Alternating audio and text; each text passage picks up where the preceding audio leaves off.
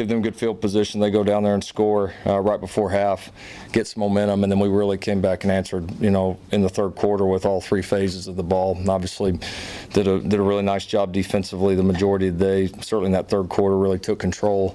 Had a couple big drives there offensively, and then certainly the pump block by Willis and recovery by Austin Stogner was kind of the thing that capped it off. So great to see all three sides rising.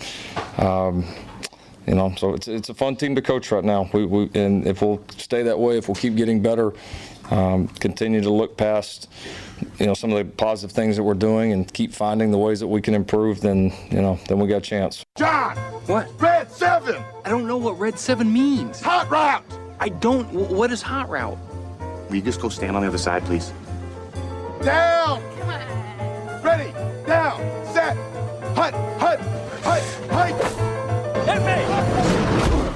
Booyah! That's what we call a sack lunch. Nom, nom, nom, nom, nom, nom. It's time for the Soonerscoop.com postgame show presented by Eskridge Lexus in Oklahoma City.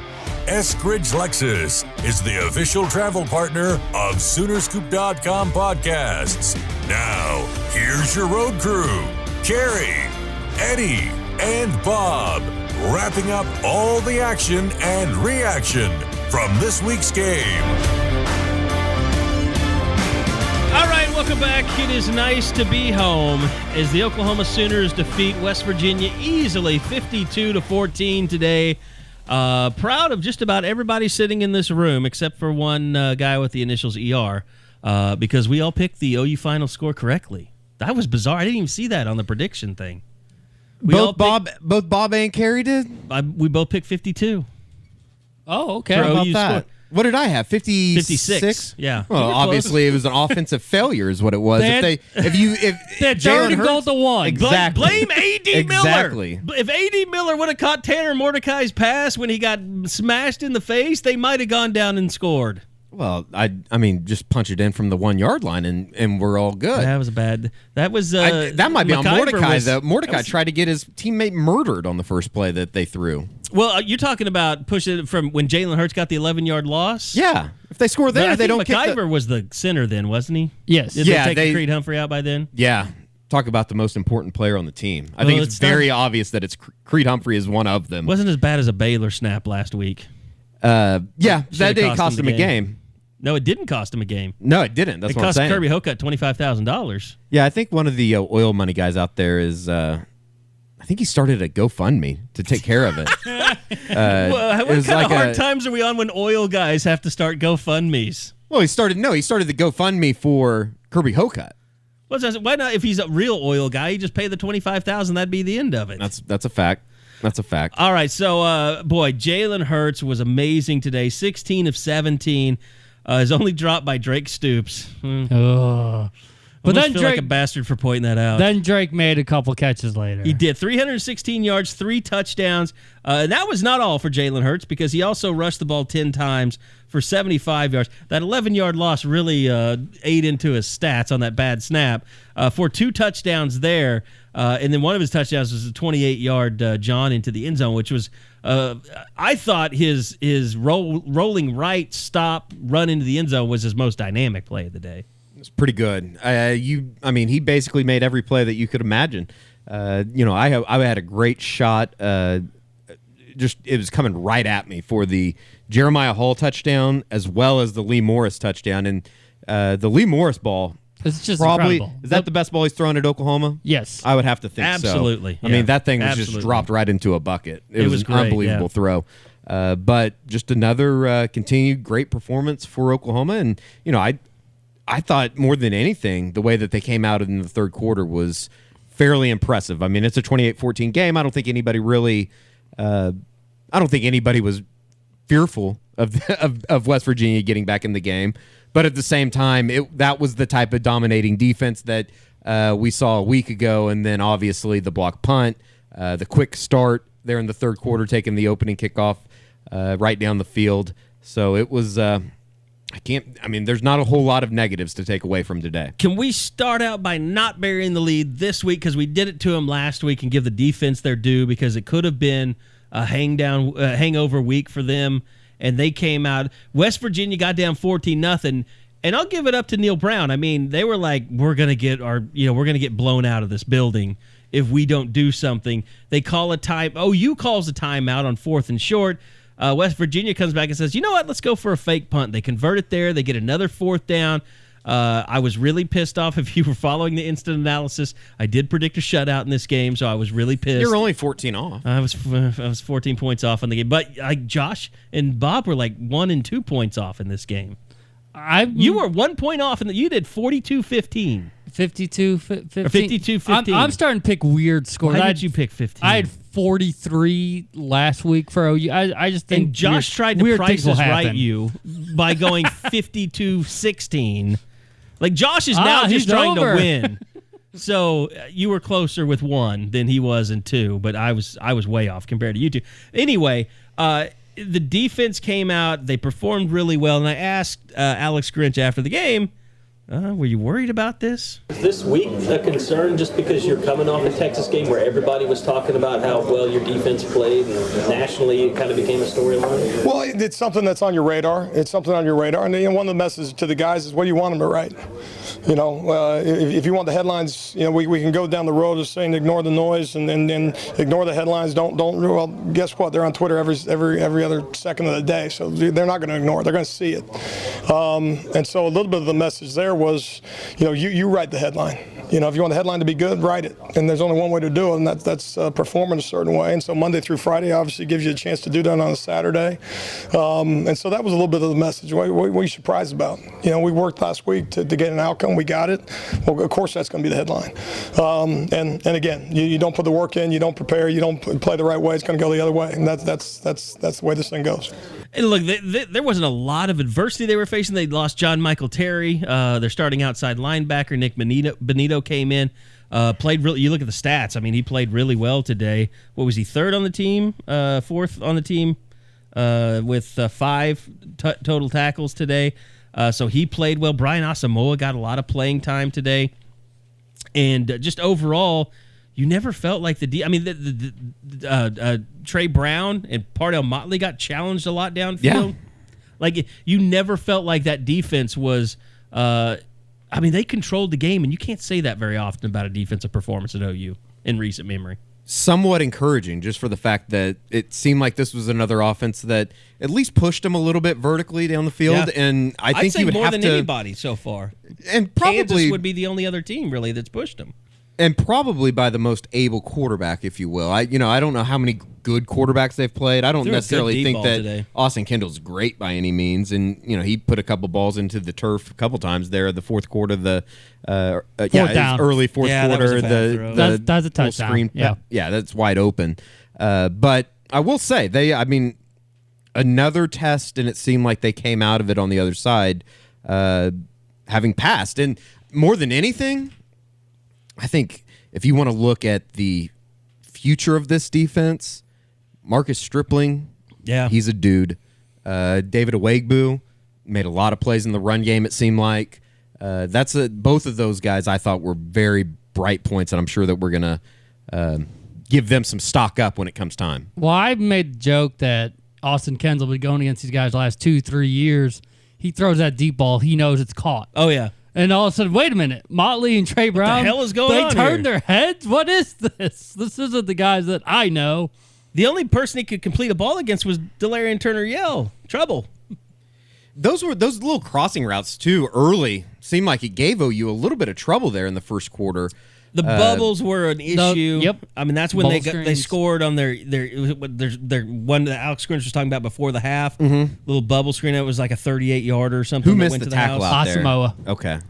Well, I don't think Asamoah maybe should have been on him in the first place, but that's who ended up as the guy trying to stop it. But I will say this: Buki continues to show on those bubble screens to the outside. He'll fight through his blocker, and he had a 5-yard loss on a play.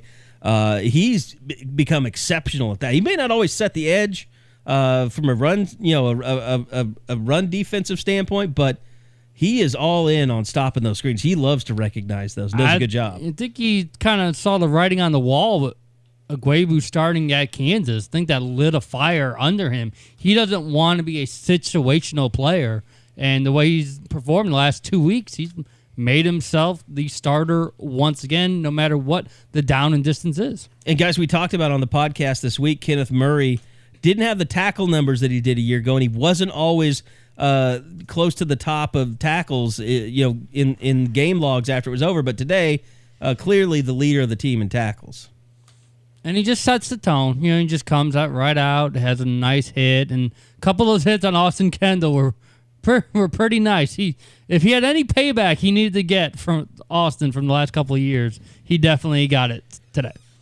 He did he tore him in half on one play, and I know exactly the play you're talking about. It kind of felt good to see Kendall get up and tap him on the helmet, like, I'm good, you're good, thanks, good hit, Good to see you. Like, the last thing you want to see is Austin Kendall to get like a season-ending injury. Oh, that would have been so shitty. Like Kenneth Murray. I did think it was interesting that, and I don't think that anybody thought that there was like any ill will out there. Austin Kendall just wanted to get on the field, but we saw after the game, it was an abundance of love from both sidelines as far as everybody going taking pictures with Austin Kendall, dapping him up or whatever.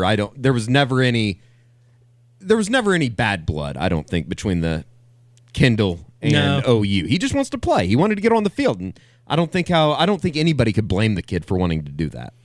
No, I think everybody felt pretty good after it was over, and you kind of, as an OU fan, you kind of wish Lincoln hadn't had that period where he looked bad by trying to block him from transferring. But that, I think everybody's moved on. His father moved on. I think Austin's moved on, and no, I think it was good. I mean, they're going to play again. It'll be in West Virginia next year.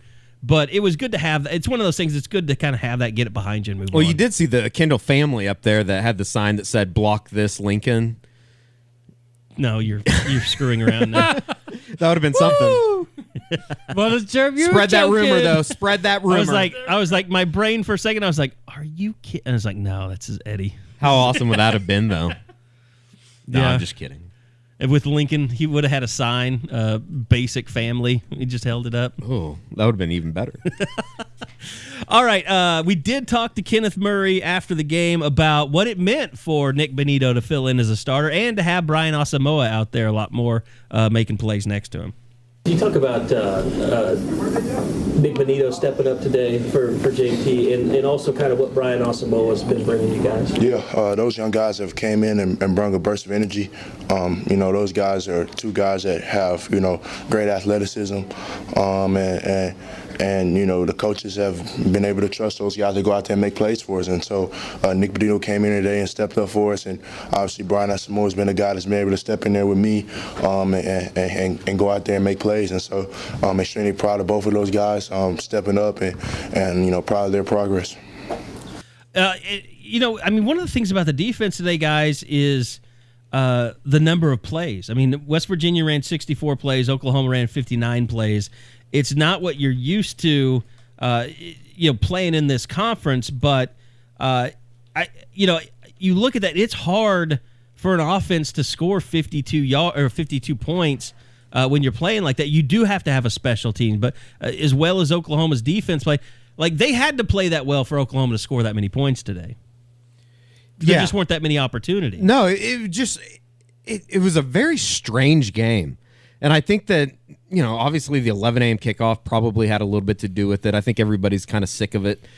Just as far as like was slow arriving, not slow arriving, but it was a very non-festive atmosphere out in front of the stadium. Yeah, and it was one of those games too that and I think it probably happens every time that OU's a 35-point favorite or whatever they were today. It was a 33.5. It's something like that. They covered. I know that barely. In Vegas, my God, what a line! Every time, they're always right on top of it.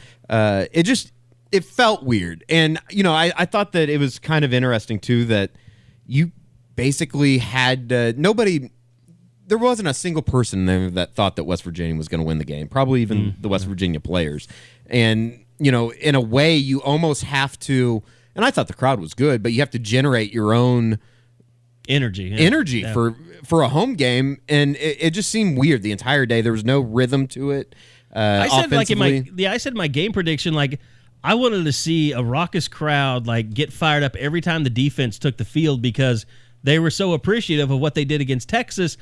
And I mean, I'm sitting there thinking of the game like, okay, OU is the athletic department. They got to work on their third down like presentation during the game. It's just not very good. Like, and I can see why it's not any good because who's wanting to put any effort into like cool third down, montages or tracks or whatever or animations. Like, it's just a waste of time the last few years. No, that's probably that's definitely true. Just nobody would want to put up with that shit. As solid as the defense was, all they needed was that one play, and I think the crowd would have woke up. But there were no takeaways for the third straight game. There were no sacks. The kickoff, so the punt block, touchdown got everybody jacked up. But I will say that, there is a different vibe in the stadium when the defense goes out there. I think we talked about it a couple weeks ago. And you'd feel it better than we would, or during the Tech game, just as far as there's not a feeling of doom and gloom. Yeah. Oh God, how are they going to break? It's more of a wait for the other shoe. This is fun. Yeah. Like people are having fun watching them play defense, and I think it's even more so when you get guys like a Nick Benito making a sack, or you get a guy like a David Awegbu running somebody down, and making a TFL. So, in a way, it was a weird game day, just in that everybody kind of knew the outcome was going to be whatever they wanted, basically. To me, it's just so bizarre because I know when the game is over, like turnovers are going to be a big deal. Like everybody, and Alex Grinch is not going to handle it well, and the players aren't going to be happy. But like, tell me a point in that game where you didn't feel like the defense was playing really well. And I know they're not getting the turnovers, but it's almost like that's going to be their biggest bugaboo here. I just can't feel like any negativity toward the defense because they're not getting turnovers because they're playing so well. Like when you see Parnell Motley and Trey Brown knocking away passes one-on-one and not getting penalty flags. An entire series. Yeah, for an entire series where they just attack you and you don't give anything up. I'm just like, holy shit, like, look at that. That's amazing. I'm not thinking, well, they didn't pick it off. Like, that was a failure. I think in a way that's a good thing for the players defensively to kind of fall back on, they still, I guess, have something that they need to improve in a way. Yeah. But at the same time, I do think that it's being, and I don't think there's a lot of fans out there like this that are thinking, well, this thing is a complete failure. I don't think there's any fans that are out there saying that. They're idiots. Well, yeah, they're insane. They're insane persons if they're saying that. They need to be checked into a mental institution. But at the same time, I do think that in a way that I guess it is frustrating for fans or whoever that when all they talked about for the last 8 months is creating turnovers, and they're just not getting there. Attempts. It's harder to go about. I guess in a way, it's harder to talk about it, or it's easier to say it than actually do it. They just need obvious. to play Spencer Sanders. I don't know. I don't know if that would do it. That's probably one of the case. I mean, Austin Kendall had a 3-pick game, or yeah, he did. I mean, I'll be honest. I thought that doesn't matter. But you know what? I thought they would get a couple today. Here's the thing: like, if OU just played a safety deep, like there were some throws today that just overthrew everyone. Like if there was a deep safety, like he would have been playing center field, like or 4 or 5 different passes today. But everybody's tightened up. Everybody's playing their guy. I mean, at times it almost feels like everybody is so dialed in on what they're supposed to be doing that there's no one just loose flying around to pick up the trash. Did you think that? Did they play rather conservatively defensely today? Yes. It seemed like there was not a whole lot of pressure. And I know there were 3-man rushes today by Grinch. You think that was, I guess, designed in a way that they just didn't want to? They didn't need to. He tried to explain it today, and it was odd. I didn't really get exactly where he was going with it, but he basically was trying to say that the way that they were playing, and that they weren't, the way they designed their offense and the way they were running it today made them be conservative. Because I think what happened was when they started going for it on 4th down, in when it got 14-0, like Grinch was like, well, shit, are they going to never punt today? Like, are they going to go for it every time? And I think he was just trying to play a basic defense to get him into 3rd and long so he could turn him over on downs if that was going to be the case. But they didn't take any chances, for the most part today. Yeah. They didn't blitz a lot. No, at they all. didn't blitz. Didn't seem like it. I almost at wonder all. if is that. I know you just kind of explained it, but it just seems like it's hard to explain. It's hard to, why? I guess would be kind of my question. You just don't need to. You don't need to throw a lot of things out there. Do they want to save some stuff? I thought the same thing. Like, okay, are they going to just they threw it all out there against Texas?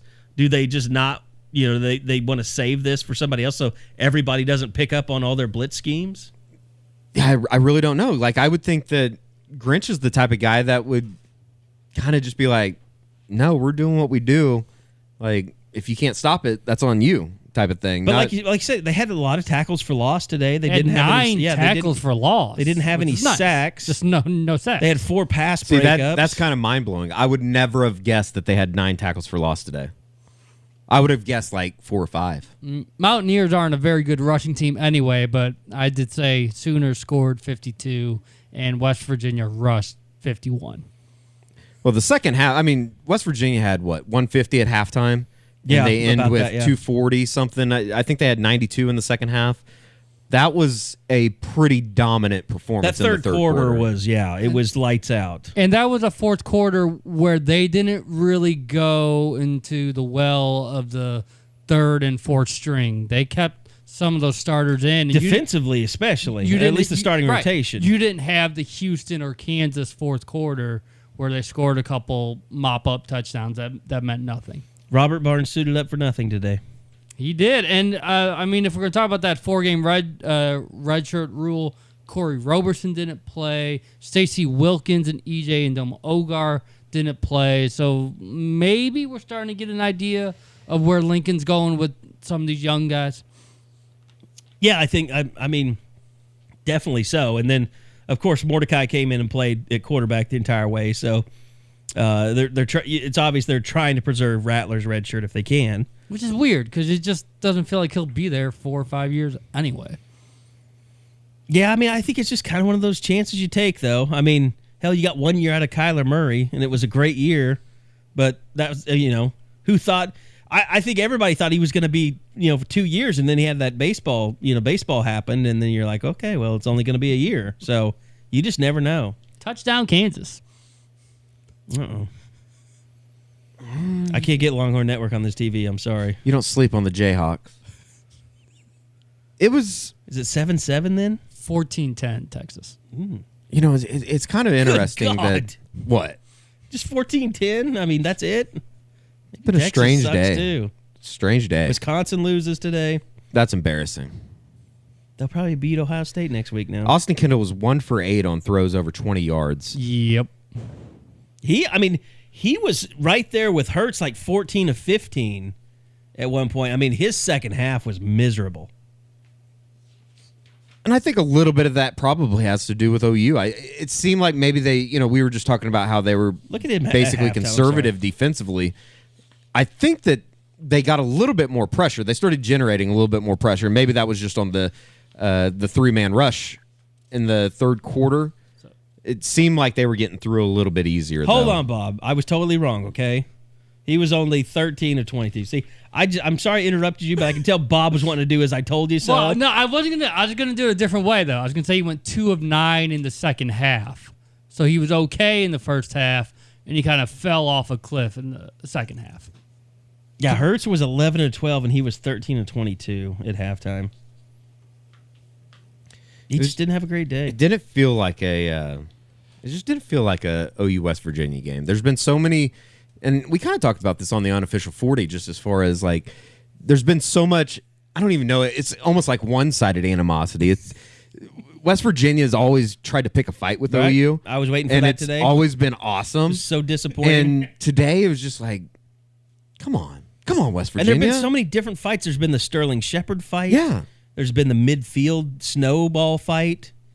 So basically, that's there's been the Drew Samia's got spit on fight. I forgot about that. That was a great fight. So that's Holgerson. Holgerson's been telling him to go out there and pick a fight with everybody. Or David Gibson. Yeah, that's probably true too.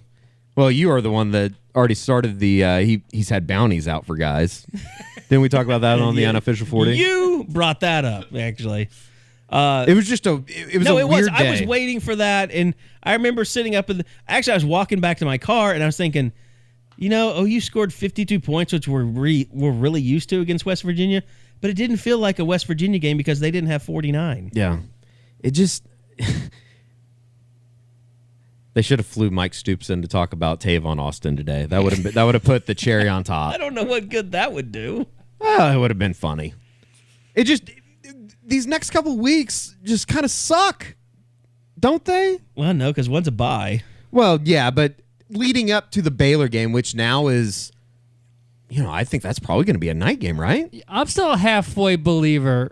I don't think Cyclones. I still don't after think winning Baylor's at Texas any good. Tech. By the way, this is in Bob's notebook, but it was interesting that as the game was starting, Joe Castiglione tweeted out. You think he scheduled that? Yes. A week and a half ago? Absolutely. He scheduled out kind of an apology to fans for all these 11 a.m. games. He's been pretty mum about everything, not really voicing any dissension. I just don't know concern. what can be said. I mean, everybody knows it's bullshit. There's nothing OU can basically do about it. But you want him to act like to know that the fans I got your want back. him to believe. The fans want to believe that there's. Yeah, but do fans some really empathy think there. that he's sitting up there we're gonna make him play at 11? Maybe if you're thinking about TV ratings and stuff like that, you could say, I want 11. Here's what I don't understand. So he tweets that out, and you have all these people that are like, "Thank you so much, Joe," and it's like, OU fan in Utah or OU fan in Philadelphia. And you're like, why do you care? We're the ones that have to come to the game. These people out here are the ones who should be tweeting him. You're obviously not at the game today. Oh, all the people that aren't coming to the game are the ones bitching about it? Why do you care what time the game is on if you're not having to physically invest in coming to the place? They've made it a point a couple times. It ruins your beer drinking for the day? I mean, is that the most harm it does to you? And That's big on Saturdays. If they didn't do it for Houston, you would add another 11 o'clock start there. Yeah. You got a pussy on the fence back there. Little cat. Yep. Yeah, they like to screw around here. I don't know. My bushes in the front that are removed. They get all up in there? The guys come and urinate on them, fight over. Oh, the guy cat? Yeah, because that's their sex spot out there. It's like the homeless. Isn't there like a homeless sex spot up on on Northwest Expressway? I can't comment on that. I don't know. I hope you can't comment on that. Cat Talk has been brought to you by PETA, because we're burying the most interesting thing of the day. I don't know. Well, okay, was the overturn the most interesting thing, or were the questions in the post-game press conference about did it break your concentration? Do you really think that Jalen Hurts was like put off his game, or that Kenneth Murray was put off his game because the gypsies wrecked their wagon on the way? I thought it was hilarious.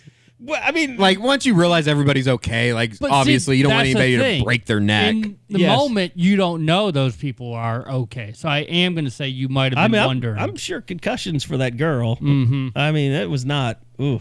Tuck and roll. But I mean, it's my first thought. It's such the whole damn thing. I know it's separated. Dude, you just wait for. I didn't even know it could separate. When the Sooners lose, that meme is going to be everywhere. Oh, I told somebody that earlier at halftime. I was like, when they lose, and that's going to be the gif everybody uses. There were so many Sooner fans on Twitter that were upset because they know that that's going to be used against them for years and years and years. Yeah. But I mean, the thing that struck me more than anything when that happened, it wasn't, I hope everyone's okay. It was, where did all that crap come from? What was in there? It looked like they were planning on their Grapes of Wrath trip. There were Granny's Bloomers were in there or something. I don't know what the hell all that stuff was in that. Did some Cheetos come out of there and maybe a couple of Mountain Dews? Were you able to see the divots? No, I never went and walked over there, but it did seem like there was. I don't know. Deep. I don't know if it was because it rained overnight and maybe they didn't have CeeDee Lamb slipped early in the game. Hurts slipped in the game. Well, they both had the spatting. That was my thing. They both had the black spatting on their shoes, and they were both slipping. Was that the first time that they had wore those black Jordans? I think so. Probably. I because tweeted it a picture of doesn't them. I don't remember go them with ever the wearing regular those. They usually uniform. do the It white doesn't and go with red, it. yeah. Yeah. So I didn't know if it was the shoes or if there was actually like the field might have just been a little bit wet. I know it rained in Oklahoma City overnight. Maybe they didn't put down the tarp on the field. I really don't know. I think it was the first time just because very few guys wore spatting. Like they were wanting to show off the shoes. Yeah. Well, they're good looking shoes. They just. But yeah, suck. the divot.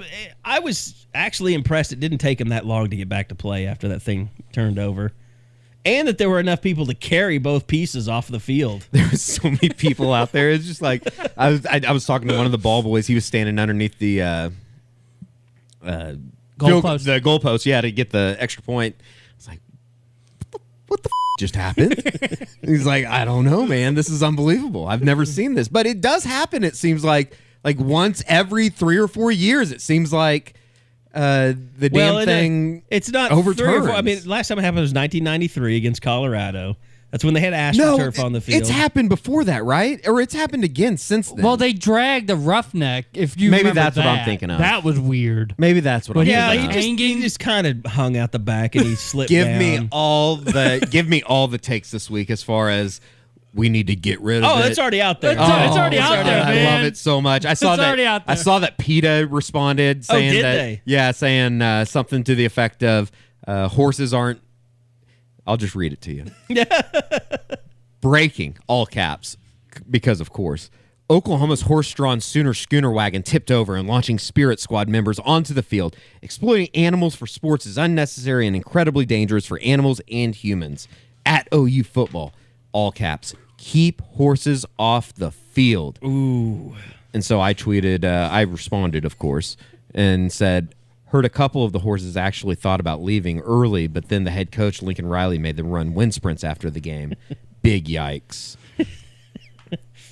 Yeah, PETA's If not you're a to be member of taken PETA, seriously. you have to be the most miserable person in the world. I would put terrorist. I would hang out with terrorists before I hung animal out with terrorists. They are. I would hang out with Osama bin Laden before I hung out with a member of PETA. Well, he's dead. That can't come back on me, can it?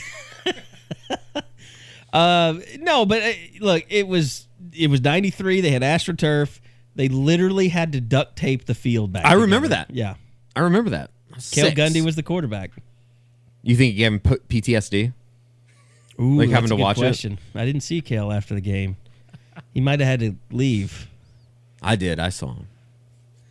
So, Oh, wow. It was weird. all right, well, let's get to this because I think it has. I'm going to say, I'm going to predict it's an easy answer. Eskridge Lexus is all about embracing the best. That's why they are the official travel partner of the Soonerscoop.com podcasts. So it's time for us to recognize the Sooners' best with our Eskridge Lexus Player of the Game. All right, we do what we do on the post-game podcast. We bring it to you each and every week because of Eskridge Lexus in Oklahoma City. EskridgeLexus.com. Our boy Ed Eskridge, Will, who Eddie has crashed his wedding, is over there as well. I'm just He has stated if you're an Eskridge and you get married, he will be crashing your I'll wedding. be at your wedding. I'm just a good luck charm. So yeah, they do a great job supporting the podcast. We want you guys to support them if you have the opportunity. So go check them out, EskridgeLexus.com. I think we'll be taking one to the Baylor game, which should be good luck. I don't know. We might need a special car, Ed. We might need like something super nice. Like a short bus? What are you talking about? No, like I don't like a one of his special. What about maybe next like week to Manhattan? I told him we didn't need one. Okay. I like, you know me, I like getting pulled over by the popo when I go to Manhattan. We do have a track record of that happening. Yes. So we'll take one there, and he usually provides us Lexuses to try out, and so we can tell you. Last time we took a Lexus was to Kansas. We took the RX, which is a fantastic car, the 2020, and a lot of great deals on 2019s on the lot still. I know that's how I bought my Lexus. But the first one I bought, it was a previous year model, got a great deal on it. So go over to Eskridge Lexus on Memorial there in Oklahoma City and take a test drive. Check them out, and they'll have something for you, whether it's a sedan, a sports car. They got the yellow LC over there that is awesome. I just don't have $100,000 laying around. To give you a loan. Okay, big time. I don't think that. I think You're that not would. that big. What's it called? What's it called? Where you write Write a check your ass can't catch. No, Cash. but like, what would it default? Would that be the? You wouldn't get. Yeah, you wouldn't get very far. I'll tell you that. Speaking of the Jayhawks, they're about to take the lead in Austin. All right, so EskridgeLexus.com, go check them out. The Eskridge Lexus play of the game, is it easy? Lee Moore's catch. Oh, I'm a sucker. Thorough. I'm a sucker for punts, for block punts. I'm with Eddie. All right. I'm with Eddie. That's fine. Especially when a true freshman recovers it and an H-back blocks it. Touchdown, Kansas? Kansas has their first lead in Austin since 1997. It's pretty good. I might have to turn the volume on in the other room. It's not. Longhorn It Network. can't be any better than Dave Hunziker and Robert Allen. On the way over here. That was a shit show. In I remember Stillwater. we were going to Manhattan one year when Oklahoma State was having a hard time, and it was some glorious radio. Were we going to? Yeah, we were going to Manhattan. Yeah. Mm-hmm. Who were they? They were playing Tech, I think. Was it Tech? Yeah, someone like that. And it was not going well, and neither one of them were handling it well either then. So, but okay, yeah. I mean, I the Lee Morris. I mean, that was as we said, Jalen Hurts' best pass of the year. There's no question about that. But to me, that was what ended the game. The block punt and then the recovery and Drake Stoops. Actually, I was wondering what the hell he was doing, but he actually did a good job of making sure Austin Stogner stayed in bounds and the ball stayed in bounds. He didn't fight him for it, which was good. So I love Stogner having some fun with the moment, saying that's exactly how he envisioned his first touchdown. Yeah, that's Did great. you see Lincoln Riley on the sideline too? Oh, they my go God. nuts, man. I need to tweet out the video and put it up on the board because Holy crap. It was like a mosh pit almost. Like those guys were going insane over there. Crazy. And it's funny too because they were so close on the punt before that. Yeah. Which I asked Braden Willis about. Yeah. You did? Oh, after the game? Yep. Yeah, and you can see that up on the Crimson Corner. But it was, I don't know. I think that they really dig that kind of stuff. And, I thought that was kind of interesting. In a game when there's not a whole lot going on, I thought the block punt was big. I thought the red zone stop was big because those are little things that even though you're up 38 points, and I asked Buki about this, I asked Deshaun White as well after the game, those are things that I think, in a way, they go a long ways when you're talking about trying to win a national title and stuff like that. And I thought today was the first time in, I don't know, I thought it was different just as far as the way that some of those guys are talking about, the bigger goals or whatever. Winning the Big 12, it seems like, is, in a way, I don't want to say not a big deal to them, but they do have a long-term focus as far as, they've been to where we've talked about it a million times too. They've been in this situation. They've obviously they've won 4 straight Big 12 titles. It's about building towards December and then eventually playing in a game in January. I think that's what they want to be able to say. All right, I think it's time we start looking at stock. Oh boy, Georgia just recovered a fumble. They've already taken a 7-0 lead in a torrential downpour in Athens. It's time for stock up, stock down. I want to get to that, but I want to start with Bob because it seems like I always start with Eddie, and I'll give a shout out. We don't have a sponsor for this segment, but give a shout out to MidFirst Bank, the title sponsor of our Unofficial 40 podcast. If you're looking for, if you want to have the OU credit card in your pocket, go check them out, midfirst.com/U40. It's midfirst.com/U40. So, Bob, let's start with you. 1 offense, 1 defense for stock up. All right, I'm going to take some of the easy ones. Let's go Lee Morris on offense. Touchdown, Lee. Finally. He is alive, folks. He is alive. And maybe now Jalen Hurts knows the power of Lee Morris, and we'll see more of that. That's the first thing I thought, like, Jalen, that's what you're missing. Like, that's worked for everyone else. Maybe you should try that. Lee was very cool about things when we asked him in the post games. Like, we've got CeeDee Lamb, we've got Rambo. We only have 1 ball. Not everyone's gonna touch it. I'm not like bitter. I'm not mad. I'm give my chances. I'm gonna make the most out of them. Then you go defense. Well, it was a St. Thomas Aquinas Saturday with Jaden Davis and Nick Benito both making their first starts. I'll go Benito. He looked very comfortable out there. Did anyone else think that maybe Parnell Motley got a Lincoln Riley suspension today? Maybe. It was the very first drive, series. and that's it. And then he was back? Motley was right back out there. I really couldn't say. I thought maybe it was just Jaden Davis, you're being rewarded for having Because if he fairly good was, first 6 games. I'm the only bastard I have no here. idea. no, I'm with you. Because if he was, then why would you take him out after the first series? There was nothing. No, that's true. Nothing went wrong. Yeah. For Jaden Davis on that first year. So why then would you take him out?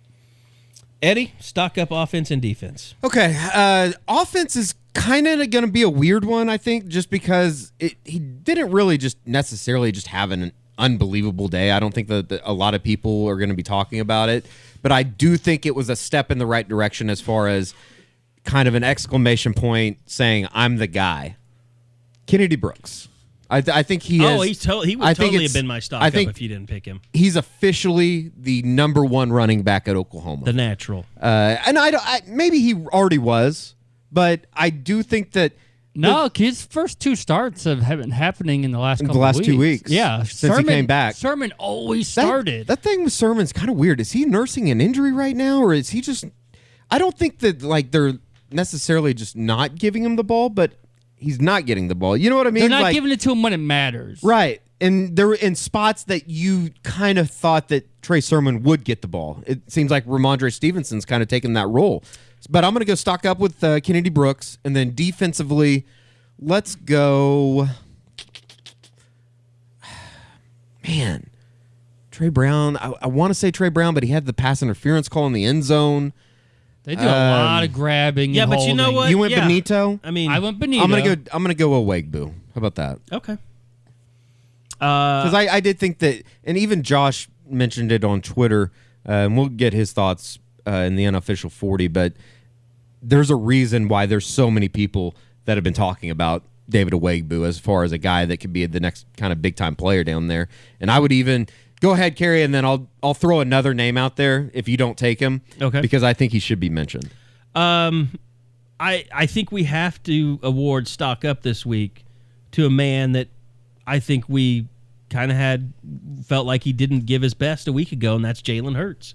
After the 2 turnovers last week, how can you have a game where you're 16 of 17, throw 3 touchdowns, and not get a stock up? I think we just have to kill the segment if we didn't award you stock he's up. always at the top.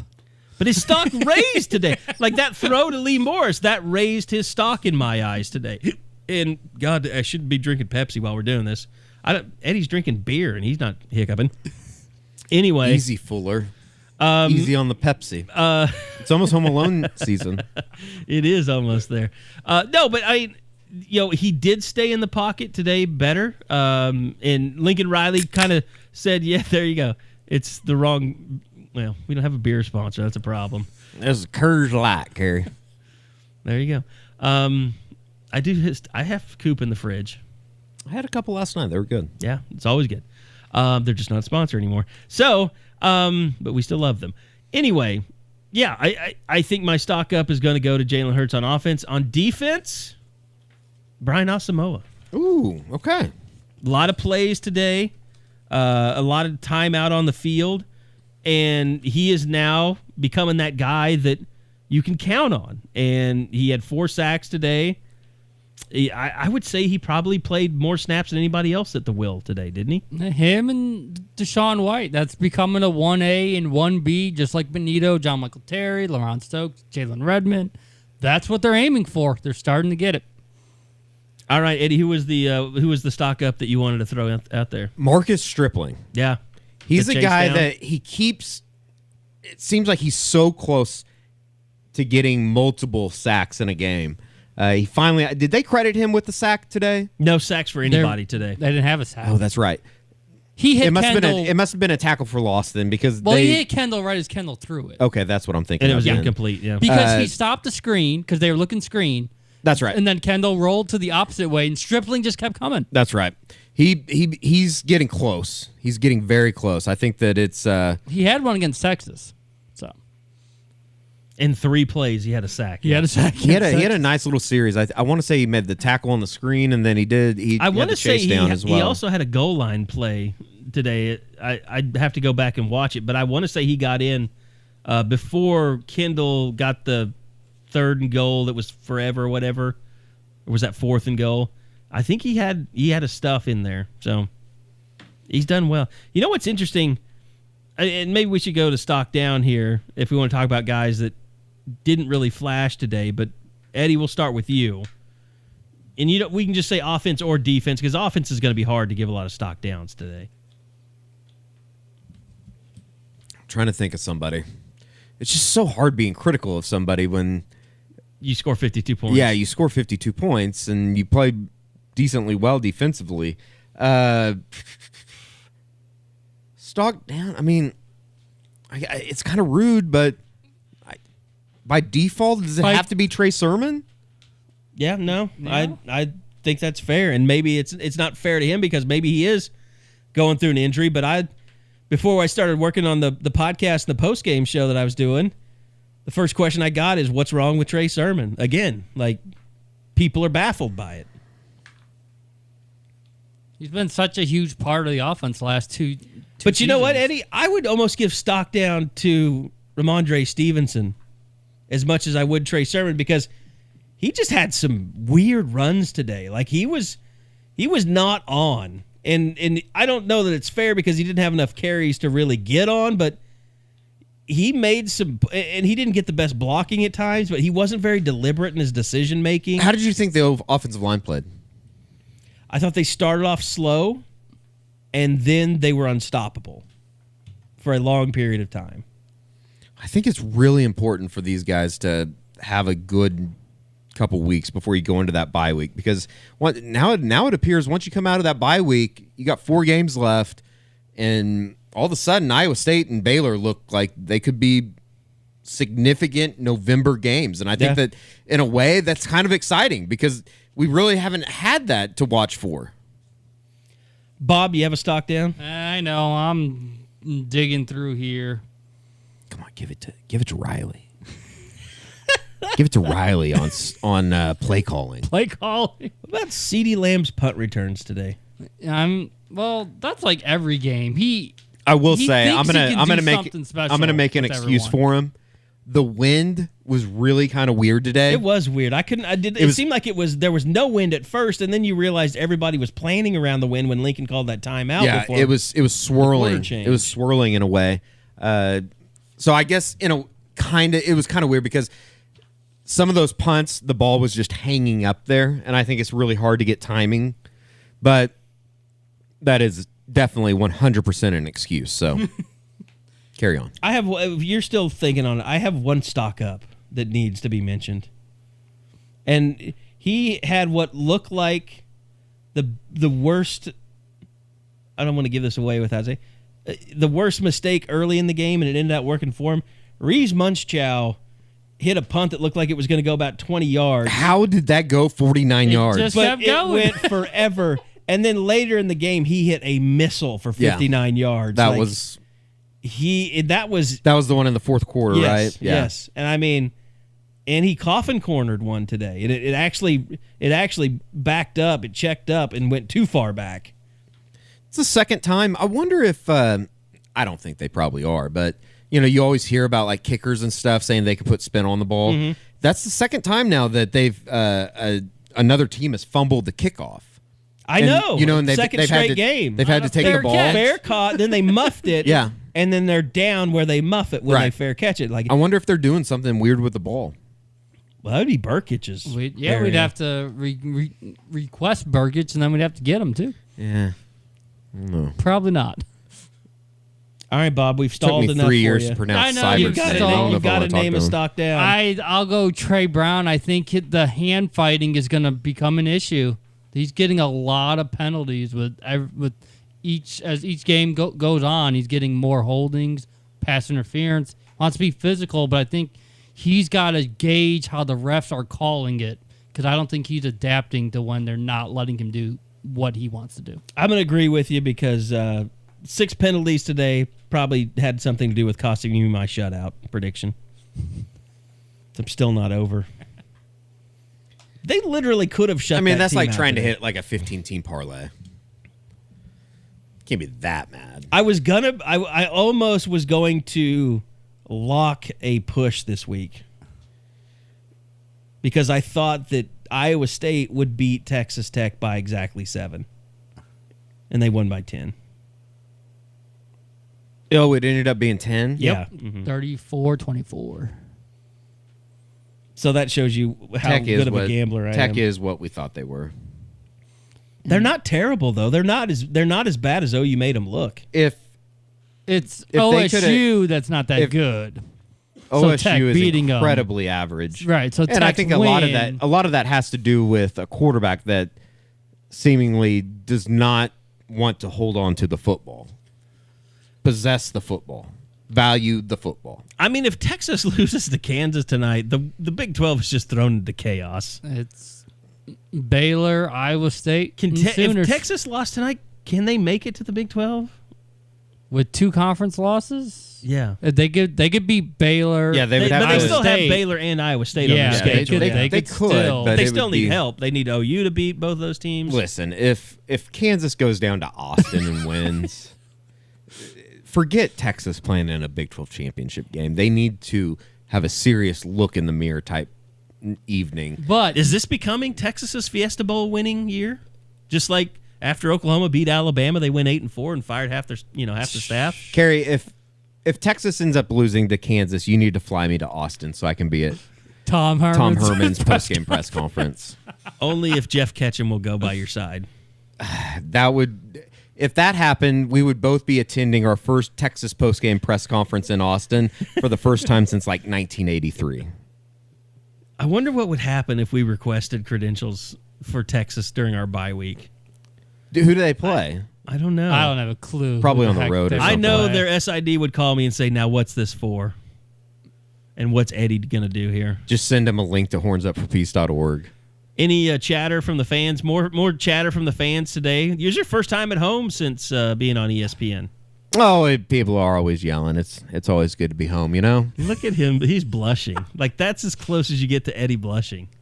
All right, so K-State is coming up next. Another road battle for the Sooners. You want something weird? Sure. I love Manhattan. I like I don't. Bill Snyder Stadium. There's something about it. I like the stadium. I like the people there. I can't say that I've ever spent enough time in Manhattan to say that I like the town. It's weird that you would say that because usually that's the worst weather game of the year historically. I think that's why I like it. Really? Yeah. You like freezing your ass off? I kind of like it. It makes me feel good when we go to Manhattan because it means that it's cold weather. But I don't think it's supposed to be cold next week. I think it's supposed to be in the low 60s. No, it's in the 60s. Hastings said Bill something to me Hastings was earlier. telling me about it. Yeah, he must be going up there or something. Big on weather. Well, you want there to be good weather, I don't though. I want it to be bad. I want it to be cold. and it has been many times. I think 55 probably- 55-0 was not a pleasant day, was It's it? probably the coldest place I've ever been. Or not ever been, but the coldest game that I've done. It's the one either place where that or we know Stillwater. where to go get hand warmers. at. 2013. 2013. 2013. That was Yeah, that was probably bad. the coldest. I think it was -5. So, well, it's going to be a lot of fun. This team is 7-0 for the first time since 2004, which is bizarre, but true. That is very... They had a chance in 2011, but they lost to Texas Tech as the huge favorite. That was the rain delay game. Yep. So, but Sooners win it 52-14. It was a ho-hum game, but you know what? You need those, and you like those, and you move on.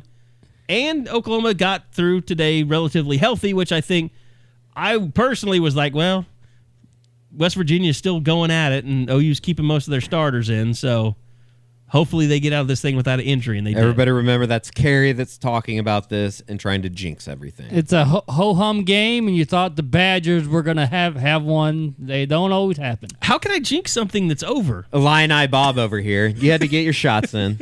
I did I? That was a good win for Lovie Smith. You know, 7 games in now, in a way, like, does Benny Wiley take any credit for the way that they haven't had any major injuries? I mean, losing their starting tackles for a few weeks wasn't good. Sure, but like nothing like Kenneth Murray or, definitely nothing that Schmitty was one. How's A&M injuries doing? That's a good question. Like, we should look into that. Maybe that'll be a bye week thing. All right. Well, I think that's going to do it for us. Thanks to Eddie. Thanks to Bob. I'm Carey Murdoch, and we'll see you back next week. We'll actually be on the road. The road crew will be on the road. And don't forget the unofficial 40 from MidFirst Bank each and every Wednesday. So go check that out as well. Thanks for listening. We'll see you guys back here again next week on the Eskridge Lexus Oklahoma Sooners postgame podcast.